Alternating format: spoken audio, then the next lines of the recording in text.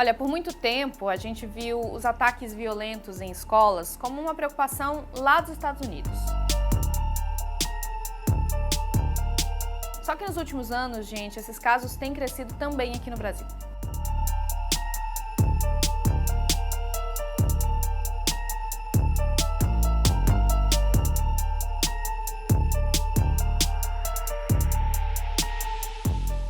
Segundo uma pesquisa da Unicamp, o Brasil teve nos últimos 20 anos 23 registros de ataques com violência em escolas. 30 pessoas morreram, 24 estudantes, 4 professores e 2 profissionais da educação.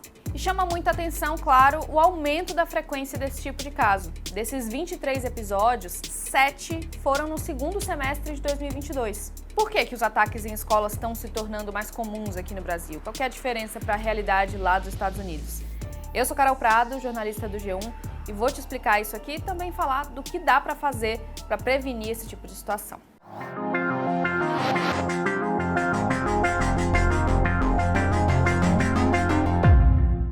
Bom, segundo especialistas, 3 fatores ajudam a explicar o aumento dos ataques em escolas aqui do país: as redes sociais, o bullying e o acesso a armas. Eu vou falar de cada um desses pontos aqui. Sobre o primeiro deles, todo mundo sabe que as redes sociais facilitaram muito o compartilhamento de informações, para o bem e para o mal, né? Grupos de pessoas com ideias extremistas se organizaram com a ajuda da internet, num fenômeno que se intensificou muito de poucos anos para cá. Só para vocês terem uma ideia, uma pesquisa feita por uma antropóloga especialista em discursos de ódio mostrou que o número de células extremistas aqui do Brasil teve um crescimento de 270% entre janeiro de 2019 e maio de 2021, um intervalo aí de menos de 2 anos e meio.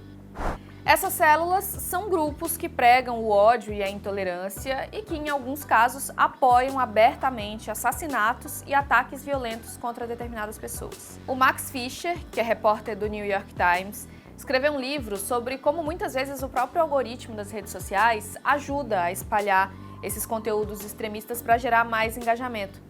E assim, ele acaba atraindo mais membros para esses grupos radicais, especialmente membros jovens.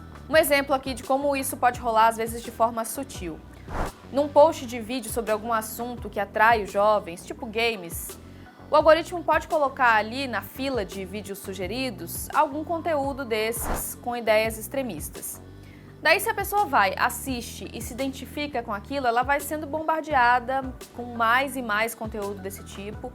E aí já viu, né? O que começou num vídeo de game pode acabar num fórum da Deep Web sobre como planejar um ataque violento. Mas o que leva uma adolescente a ter esse tipo de ideia? Bom, claro que é sempre uma junção de fatores, só que o bullying pode ser um elemento importante aí nessa conta, segundo quem estuda esse assunto. De acordo com uma pesquisa do IBGE, em média, 40% dos adolescentes brasileiros já sofreram bullying de algum tipo.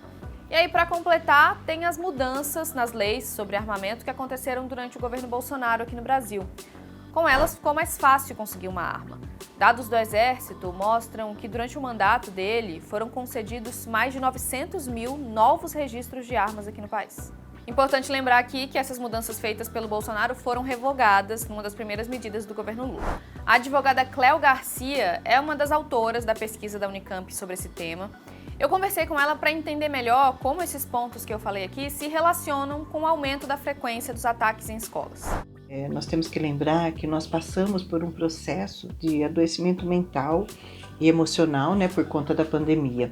E os adolescentes se viram em isolamento e vivências praticamente em mundos virtuais.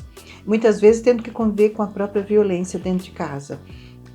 Então, adolescentes que já vinham de algum tipo de sofrimento na escola, como bullying, exclusão, humilhações que possa ter sofrido, eles acabaram encontrando acolhimento nesse tipo de mundo, no mundo virtual, através de jogos, de chats. Os chats online, às quais os jogos direcionam, né, uma comunicação, um bate-papo, existem pessoas que fazem discursos extremistas e nesse meio eles acabam detectando o sofrimento desses adolescentes por algum tipo de comentário que ele faça.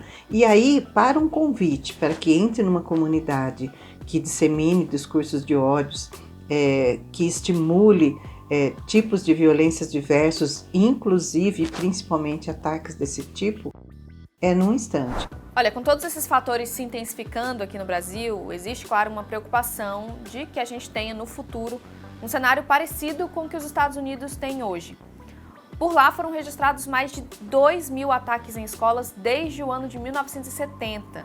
Isso dá uma média de um ataque a cada 9 dias. O mais mortal de todos eles foi o massacre na escola primária Sandy Hook, no estado de Connecticut, em 2012. 26 pessoas morreram, 20 crianças e 6 adultos.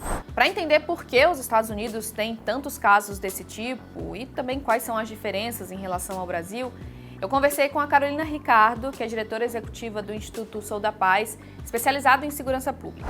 Os Estados Unidos são um país em que esses ataques às escolas já acontecem há muito mais tempo. E lá é diferente do Brasil, porque a questão do acesso às armas é muito mais facilitada, né? Lá praticamente qualquer pessoa pode ter uma arma, armas longas, e acho que já há uma cultura, né, de violência, uma questão de saúde mental que afeta muito mais os jovens daquele país, né? Essa questão dos grupos, do bullying, isso já é muito mais profundo e estruturado na cultura americana, é o que faz com que os crimes aconteçam muito mais lá. Me parece que no Brasil a gente não tem essa tradição.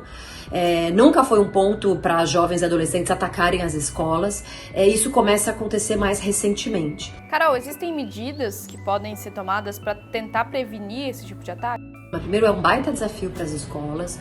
Acho que é preciso ter muito treinamento e profissionais especializados para lidar com conflitos dentro da escola. Então, por exemplo, programas de professores ou profissionais mediadores de conflito, para entender onde há uma situação, por exemplo, de um bullying, como trabalhar para que, enfim, não simplesmente se afaste o adolescente da escola, mas trabalhar para recuperar a autoestima desse jovem, por exemplo. Então, é preciso ter profissionais muito preparados para identificar esses casos e lidar melhor com eles. É preciso ter uma rede, assistência social, a saúde mental, acompanhamento psicológico de muitos adolescentes.